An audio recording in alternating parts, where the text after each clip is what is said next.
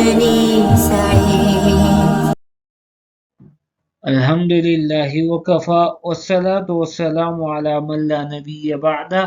اما بعد بسم اللہ الرحمن الرحیم۔ الحمدللہ حج مذاکرہ گروپ کے ساتھ ہمارا منزل حج تک کا یہ سفر قدم بقدم پڑاؤ بپڑاؤ حج کے مسائل کے اختتام کی طرف بڑھ رہا ہے۔ اس سے پہلے کے پڑاؤ میں ہم نے 11-12 ذی الحجہ کی رمی کرنے کا طریقہ اور یہ سیکھا کہ اگر کوئی معذور ہے تو کوئی اور اس کی طرف سے رمی کیسے کر سکتا ہے، اس کا طریقہ کار کیا ہوگا۔ آج کے سبق میں ہم 11 اور 12 ذی الحجہ کی رمی کے دیگر کچھ اہم مسائل کو سیکھنے کی کوشش کریں گے۔ اس سے پہلے ہم نے 11 اور 12 ذی الحجہ کی رمی کے وقت کو تفصیل سے ذکر کیا۔ تو اب یاد رکھیں کہ اگر کسی نے 11 اور 12 ذی الحجہ کی رمی کو ظہر کا وقت داخل ہونے سے قبل رمی کی تو اس کی رمی نہیں ہوگی اور اسے ظہر کا وقت داخل ہونے کے بعد دوبارہ رمی کرنا ہوگی، ورنہ دم واجب ہو جائے گا۔ یہاں میں تھوڑی سی وضاحت کرنا چاہوں گا اور اس کی کوشش کروں گا کہ یہ ظہر سے پہلے رمی کیوں کی جاتی ہے۔ اس کی بنیادی طور پر 2 وجوہات ہوتی ہیں۔ پہلی وجہ یہ ہے کہ اکثر کتابوں میں رمی کا وقت جو ذکر کیا جاتا ہے وہ زوال سے لے کر اگلے دن کی صبح صادق تک ذکر کیا جاتا ہے، لیکن معاشرے میں یہ مشہور ہے کہ زوال عام طور پر اس وقت کو کہا جاتا ہے کہ ظہر سے پہلے جو مکروہ وقت ہوتا ہے عام طور پر اسی کو زوال کہا جاتا ہے۔ اور میں پہلے بھی بار بار اس کی وضاحت کر چکا کہ حج کے مسائل میں جب زوال کا ذکر آتا ہے تو اس سے مراد وہ مکروہ وقت نہیں ہوتا، بلکہ مکروہ وقت گزرنے کے بعد جب ظہر کی نماز کا وقت داخل ہو جاتا ہے وہ وقت مراد ہوتا ہے۔ تو اب لوگ اس غلط فہمی میں پڑے ہوتے ہیں کہ زوال تو ہو گیا، یعنی وہ مکروہ وقت تو داخل ہو گیا ہے، لہذا اب رمی جائز ہے، حالانکہ اس مکروہ وقت میں ابھی رمی کا وقت ہوتا نہیں ہے، بلکہ مکروہ وقت گزرنے کے بعد رمی کا وقت ہوتا ہے۔ تو لہذا اس بات کو خوب اچھی طرح سمجھ لیں اور کوشش کریں کہ اپنے ساتھیوں کو بھی سمجھا دیں کہ زوال سے مراد ظہر کا وقت داخل ہونا ہے، نہ کہ ظہر سے پہلے وہ مکروہ وقت۔ ایک وجہ تو یہ بنتی ہے۔ دوسری وجہ یہ ہے کہ کچھ سالوں سے یہ ہم دیکھتے آ رہے ہیں کہ گرمی کی شدت اور رش کی وجہ سے سعودی گورنمنٹ کچھ مکاتب کو کہتے ہیں کہ آپ کی رمی کا وقت اور شیڈیول وہ صبح صادق کے بعد اور زوال سے پہلے ہے۔ تو ان کو یہ کہا جاتا ہے کہ بس آپ صبح صادق کے بعد جا کر رمی کر لیں اور ٹھنڈے وقت میں رمی کر لیں۔ تو یاد رکھیں اس صورت میں انتظامیہ کی بات کو ہرگز نہ مانیں، کوشش کریں زوال کے بعد رمی کریں۔ اگر زوال سے پہلے کر لیا تو وہی بات کہ دم واجب ہوگا۔ اگر واقعی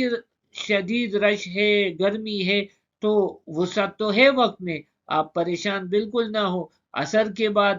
وہاں پر کافی ٹھنڈ ہو جاتی ہے اور رش بھی کم ہوتی ہے، تو عصر کے بعد آپ رمی کر لیں۔ اگر پھر بھی گرمی ہے، رش ہے، مسئلہ ہے، آپ کے اندر ہمت نہیں ہے، تو غروب آفتاب کے بعد کر لیں، سورج غروب ہونے کے بعد کر لیں۔ سورج غروب ہونے کے بعد رمی کرنا تو مکروہ ہے، لیکن تب جب بلا عذر ہو، جب آپ کے پاس ایک عذر ہے کہ انتہائی شدید گرمی ہے، آپ کو گرمی کو برداشت نہیں کر سکتے، رش میں نہیں جا سکتے، تو بالکل آپ مغرب کے بعد رمی کر لیں، اس میں کوئی کراہت بھی نہیں ہوگی۔ یہ بات بہت اہم ہے، اس کو ضرور بے ضرور نوٹ کر لیں۔ اسی طرح جیسے ہم نے اوقات کا ذکر کیا تو 11 کی رمی کا وقت زوال سے لے کر 12 کی صبح صادق تک ہے۔ اب اگر ایک آدمی نے 12 کی صبح صادق ہو گئی اور اس نے 11 کی رمی نہ کی تو 11 کی رمی کا وقت نکل گیا، اب 12 کو اس رمی کی صرف قضا کرے گا، لیکن ساتھ میں دم بھی دینا ہوگا۔ اسی طرح 12 ذی الحجہ کی رمی کا وقت ظہر کا وقت داخل ہونے سے 13 کی صبح صادق تک ہے۔ اگر وہ 13 کی صبح صادق تک بھی نہ کر سکا تو اس کی 12 کی رمی فوت ہو گئی ہے اور اب اس کو 13 کو اس کی قضا بھی کرنی ہوگی اور دم بھی دینا ہوگا، تو قضا بھی ہوگی اور دم بھی دینا ہوگا۔ البتہ یاد رکھیں کہ 13 کی رمی 13 کی غروب آفتاب تک یہ اس 12 کی قضا کر سکتا ہے۔ 13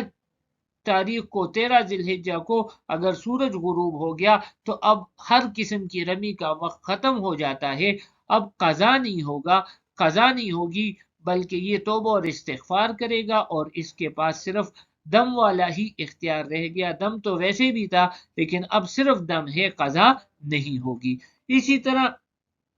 یہ بات بھی یاد رکھیں کہ اگر کسی نے تینوں دنوں کی رمی نہیں کی، بالکل کی ہی نہیں بلا عذر، اور نہ ہی کسی کو اپنا وکیل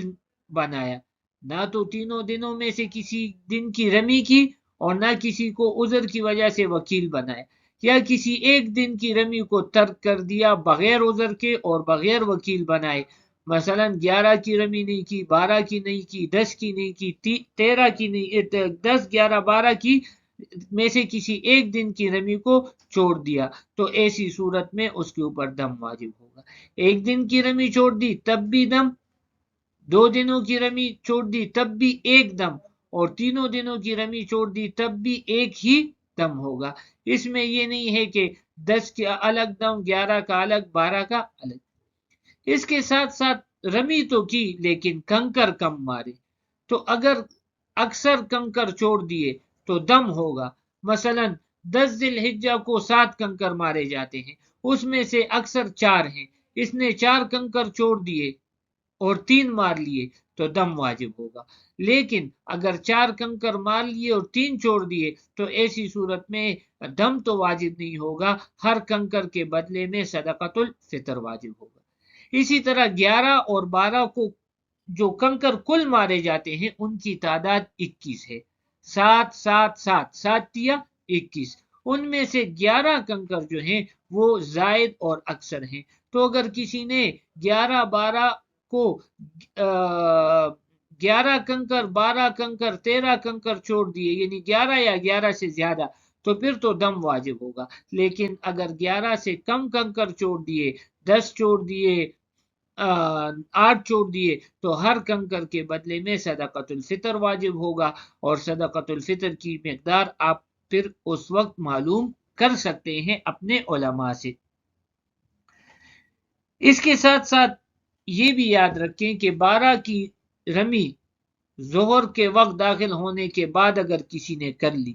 اور وہ منا سے مکہ معظمہ چلا جائے تو بالکل اس کے لیے جائز ہے، کوئی اس پر گناہ نہیں ہے، لیکن بہرحال جیسے میں نے پہلے عرض کیا کہ ہمارے پیارے پیغمبر حضرت محمد مصطفیٰ صلی اللہ علیہ وسلم نے 13 کی رمی بھی کی ہے، تو 13 کی رمی کرنا افضل ہے اور 13 کی رمی کے بعد اسے جانا چاہیے، لیکن اگر چلا گیا تو اس پر کوئی ملامت نہیں، کوئی گناہ نہیں، کوئی اس پر دم یا صدقہ نہیں ہے۔ اس کے ساتھ ساتھ ایک اور بات بھی آپ غور سے سمجھیں کہ کئی سالوں سے یہ ہم دیکھتے آ رہے ہیں کہ 12 ذی الحجہ کو انتظامیہ ظہر کا وقت ہونے سے پہلے ہی حجاج کو کہتے ہیں کہ جی ہماری بسیں آ گئی، ہمارے ٹرانسپورٹ آ گئی ہے، لہذا جلدی جلدی رمی کرو تاکہ ہم آپ کو مکہ مکرمہ پہنچا دیں۔ تو خدا را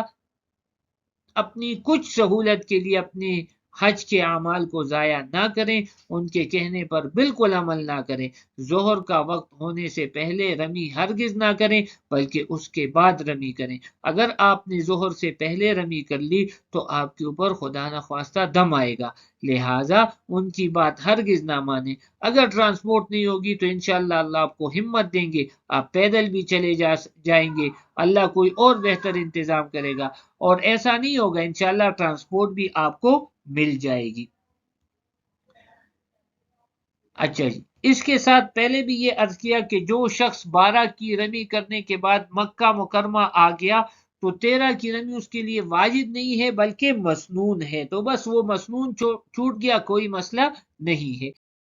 لیکن اگر 12 کی رمی کر کے آپ کا ارادہ ہے کہ میں نے مکہ مکرمہ جانا ہے، تو آپ کوشش کریں کہ غروب سے پہلے پہلے منا سے نکل جائیں، غروب آفتاب یعنی سورج ڈوبنے سے پہلے پہلے، کیونکہ اگر 12 ذی الحجہ کا سورج وہ منا میں ہی غروب ہو گیا اور اس کے بعد آپ 13 کی رمی کرنے کیے بغیر مکہ مکرمہ جا رہے ہیں، تو آپ کا جانا جائز ہے لیکن اس میں کراہت ہے، یہ ایک ناپسندیدہ عمل شمار ہوگا۔ دم یا صدقہ واجب نہیں ہوگا لیکن یہ عمل ایک ناپسندیدہ عمل شمار ہوگا۔ البتہ اگر آپ کا ارادہ یہی ہے پکا کہ ہم نے تو جی 12 کو ہی جانا ہے، 13 کو ہم نے رہنا نہیں ہے، لیکن رش کی وجہ سے، عذر کی وجہ سے، کسی مجبوری کی وجہ سے 12 کی مغرب بھی مینا میں ہو گئی اور آپ مکہ مکرمہ آ گئے، تو چونکہ آپ کا ارادہ تو نہیں تو نہ آپ نے مغرب سے کے بعد ٹھہرنا تھا لیکن مجبوراً ٹھہر گئے، تو ایسی صورت میں آپ کا رہائش گاہ آنا بلا کراہت جائز ہوگا۔ یہ بات اس لیے عرض کر رہے ہیں کہ 12 کو لوگ بہت زیادہ پریشانی میں مبتلا ہو جاتے ہیں کہ مغرب سے پہلے تو بہرحال نکلنا ہے ورنہ دم واجب ہوگا، تو وہ اس میں اپنے آپ کو تکلیف اور مشقت میں ڈال دیتے ہیں اور بعض مرتبہ بہت بڑی مصیبت کا سامنا کرنا پڑ سکتا ہے۔ تو بالکل پریشان نہ ہو، آپ کا ارادہ ہے عذر کی وجہ سے رہ گئے تو انشاءاللہ کراہت بھی کوئی نہیں ہوگی۔ البتہ یہ بات بالکل اپنے دل میں پکی بٹا دے کہ 13 ذی الحجہ کی فجر اگر منا میں آ گئی تو اب 13 کی رمی مسنون نہیں رہی بلکہ اب یہ واجب ہو جائے گی، اور اب رمی کیے بغیر اگر آپ منا سے چلے جائیں تو خدا نہ خواستہ آپ کے اوپر دم واجب ہوگا، لہذا ہرگز ایسا نہ کریں۔ ایک اور بات، 12 ذی الحجہ کو جو مکاتب ہوتے ہیں وہ اکثر ان میں سے یہ بھی ہوتا ہے کہ وہ پوچھتے ہیں کہ 13 کی رمی کے لیے تو کوئی کسی کو ٹھہرنا نہیں ہے، تو آپ بالکل ان کو بتا دیں، اس کا فائدہ یہ ہوگا کہ آپ کے لیے کھانے پینے کا انتظام بھی ہوگا اور ٹرانسپورٹ کی بھی آپ کو سہولت دی جائے گی اگر آپ ان کو آگاہ کریں۔ اور پچھلے سالوں میں ہم نے دیکھا ہے کہ باقاعدہ ان کو ٹرانسپورٹ بھی دی جاتی ہے، ان کا خیال بھی رکھا جاتا ہے اور ان کو کھانے پینے کا انتظام بھی کر کے دیا جاتا ہے، تو انشاءاللہ آپ کو اس طرح بھی سہولت ہوگی کہ ٹرانسپورٹ بھی آسانی سے مل جائے گی، 13 کی نمی بھی آپ کر سکیں گے، اللہ کے حبیب کی سنت بھی پوری ہو جائے گی۔ تو اللہ جل شانہ سے یہی دعا ہے کہ ہمارے ہر عمل کو اپنی رضا والا، اپنے پیارے پیغمبر حضرت محمد مصطفیٰ صلی اللہ علیہ وسلم کے طریقوں کے مطابق بنا دے اور ہمارے حج کو مبرور اور مقبول بنا دے، آمین یا رب العالمین، وآخر دعوانا ان الحمد للہ رب العالمین۔